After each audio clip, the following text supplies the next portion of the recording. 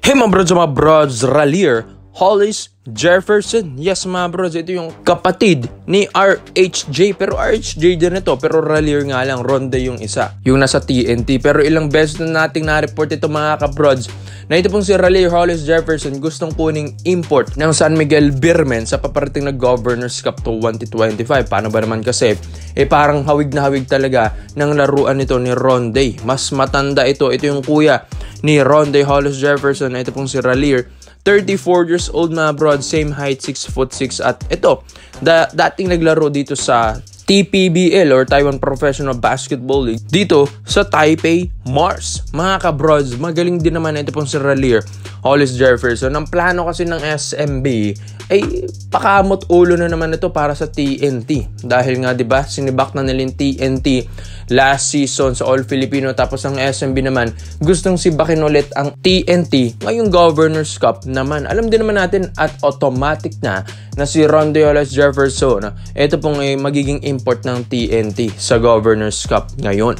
Kaya ito pong SMB gusto nila na may kontrapelo yung RHJ, may kontrapelo rin yung Justin Brownlee. Kaya ito pong si Ralier ang gusto nilang kunin dahil basang-basa rin naman ni Ralier. Ito pong kapatid niya na si Ronde kung paano pigilan, paano iskoran, paano talunin yung kapatid niya, yung younger brother niya. Kaya nga ito, magandang plano ito para sa SMB dahil mas makakatulong ito kapag kalaban ng TNT. Dahil ang TNT palagi naman itong nagpapalakas every season. Ito talaga yung one of the best team ngayon. Ilang taon na rin, 2 to 3 years na silang isa sa mga nagcha-champion dito sa PBA. Kaya ito, yung pinakaplano ng SMB, paano pigilan ang TNT Tropang Giga. Kaya ito pong si Ralier Hollis Jefferson, malaking bagay kung makuha nila ito dahil makakatulong ito sa pagpigil sa TNT Tropang Giga Championship na naman. Lalong-lalo na yung Justin Brownlee, di ba mga kabrods? Kaya maganda kung makuha nila si Ralier tapos kakapasok lang ng mga rookies ng SMB, di ba mga kabrods? Ang gagaling pa ng mga yon. Tapos i-add mo pa yung Ralier Hollis Jefferson na import nila ngayong Governors Cup. Mas maganda mga kabrods. Scorer din naman ang laruan nito ni Ralier. Maganda rin naman yung depensa. Mabilis ang reflexes nito. One of the best scorer din naman ito dati ng Taipei Mars, ng OC Lions, ng Memphis Hustle. Ito pong si Ralier.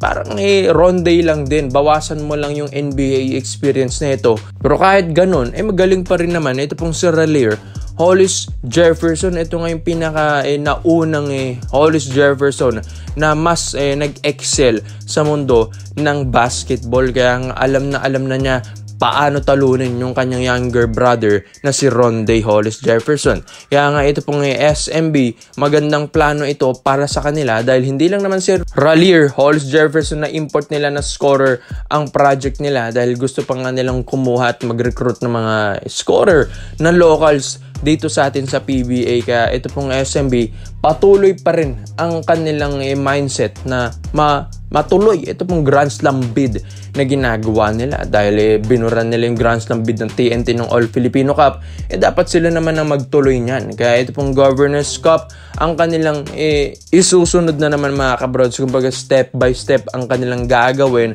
game after game. Kaya ito pong si Ralier Hollis Jefferson, malaking tulong ito para sa kanila dahil scorer din naman ito pong import na ito. And alam din naman na ni Ralier ang laruan ng SMB dahil nanonood din naman yan sa bench dyan sa TNT dahil naging import na rin naman ito dati ng TNT Tropang Giga na pinalitan ito pong kanyang younger brother. Kaya ikaw mga bro, sa lahat po ng mga SMB fans, Ralier Hollis Jefferson, malaking bagay ba ito as their import ngayong Governors Cup 2025?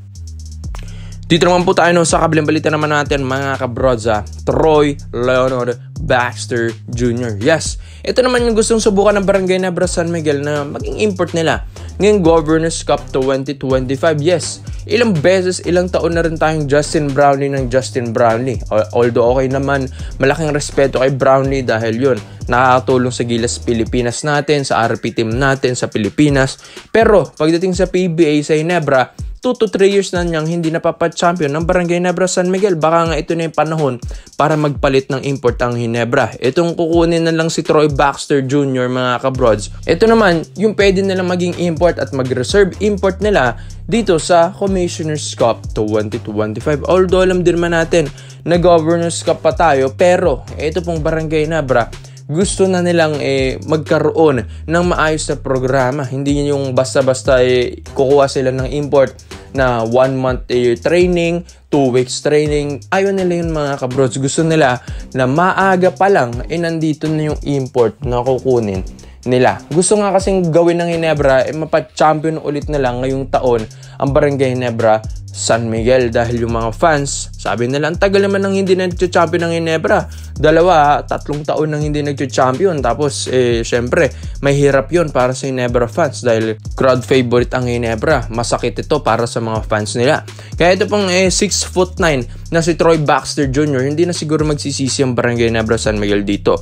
Take note, ito sana yung magiging import ng SMB last year sa Commissioner's Cup 2024 dati. Hindi nga lang natuloy yun dahil nagkaroon nito ng problema sa clearance niya dito sa PBA dahil hindi pa nga niya natatapos yung laro niya doon sa koponan niya sa ibang bansa. Kaya nga hindi ito natuloy. Pero kung natuloy ito mga kabrods, baka possible na mag-champion ng SMB that time. Dahil ito pong si Troy Baxter Jr., skill set pa lang na ito, mahirapan na talaga yung mga kalaban. Take note 29 years old lang. Ito pong si Troy Baxter Jr., si Brownie 36 na.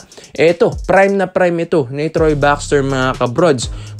Batang-bata pa mga kabrods Kayang pumukul ng 3, kayang i-miss-score mga kabrods, super scorer. And napaka-athletic na player, napaka-agile na player mga kabrods. Maganda sa depensa, magaling sa depensa, and magandang pick-up, matalinong player, mabilis. Yung quickness nito, yan din talaga yung isa sa dahilan kung bakit magaling ito pong si Troy Baxter Jr. sa height niyang 6'9". Tapos yung bilis na ito, parang point guard pa. Kaya nga, maganda ito para sa Ginebra. Meron silang batang import na in the future, ito yung magiging stable import nila dahil si JB, 36 na rin mga kabros. Baka ito na yung panahon para maghanap ang Ginebra ng mga bata-batang import dahil hindi rin naman na pang forever.